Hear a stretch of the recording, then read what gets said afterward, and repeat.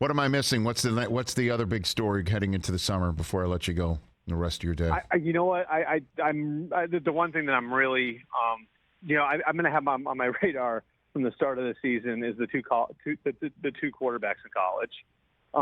I really think, Rich, that's going to be hanging over the bottom of the standings all year. And so, does USC's Caleb Williams deliver the way I think everybody expects him to deliver in the fall? Same with Drake Maye at North Carolina. Like, those two guys are both seen as like legitimate. They could be the first pick in any draft type of prospects of the position. And then you got teams like the Cardinals at the other end of it, where it's just going to be interesting. And I think the one thing I want to put on your radar there is when we get to the trade deadline, do we see fire sales like we've never seen before? Because as you and I know, tanking is really hard in football. You don't have a guaranteed contract. It's hard to tell guys not to go 100% in that sport. It just doesn't work, right? But do we see teams just aggressively offloading players that are at the bottom of the standings ahead of the trade deadline? I think it could make things really interesting going forward. And so that's one thing that's just going to be, like, just from a global standpoint, on my radar over the next 6 months, where I think Caleb Williams and Drake Maye could have a material effect on the NFL season. Huh.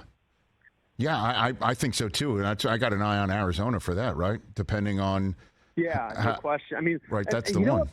What's interesting about it too, Rich, people have criticized Arizona. Like, I don't know what people wanted Monty Austin for and Jonathan Gannon to do. I mean, that team was bad last year and it gotten old, and they've got a quarterback coming off an ACL, right? Like, did you want to hang on to A.J. Green and Rodney Hudson and J.J. Watt, like that older core? Like, did you were you looking to build that way again? Like, the smart thing to do was to strip it down. You know what I mean? Like, so I don't even know if that's tanking so much as it is like what the team like legitimately should do in this spot. So I think they're going to be interesting. I mean, Washington, I think they've got a chance to be good, but if they aren't, like, do we see change from the new owner right away? Mm-hmm. I mean, remember, that new owner in Washington is the one who ran the process in Philadelphia with the Sixers, right? Like, so, like, does he start to act on things in the middle of the year?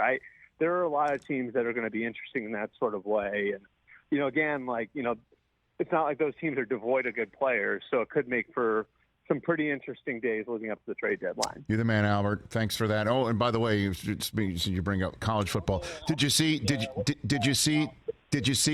Albert, that USC and UCLA both are on the Michigan schedule, and you only get one the first time? Did you see that? Michigan plays both, and Ohio State only plays UCLA. You don't play USC until their second year. Michigan gets them both in the first year. I wonder why.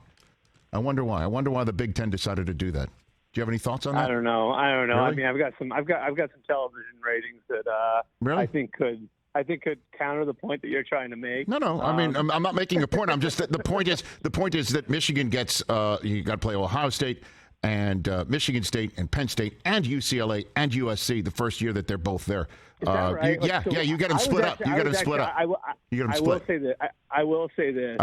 Yeah. I was rather, and maybe that's punishment for your non-conference schedule. Oh, I don't know. I mean, really? It's possible. Really? Yeah. Okay. Possible punishment for playing like the Hawaiis and the Colorado States so well. But yeah. You got your spring game. Your first game's against Southern Miss, and then a TBA. I wonder who TBA is going to be filled with in 2024.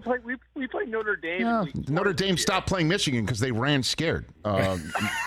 That's true. By the way, that's a fact. That's a fact. No, those are facts. That's why Hawaii's on the schedule. Then. You got to find people who are willing to play Michigan. Albert, I will say this. Yes. I was upset that Penn State wasn't a permanent rival for us. I thought that was. Yeah. I don't know. I mean, like, it just feels like that's become a rival of ours. And you guys had two, right? Because you guys had us and Michigan State. I thought that was weird how, like, there was, like, this uneven amount of permanent rivals for each of the teams. Yeah. It just struck me as strange. I know Penn State's not on the Michigan schedule either in 2024. Well, Penn State doesn't have any permanent rivals. You know that? Oh, I'm aware of that. Because they are not permanent rivals of ours. We understand that. So at least we're lockstep on that. Catch the Rich Eisen Show every single day on the Roku channel, 12 to 3 Eastern, for free.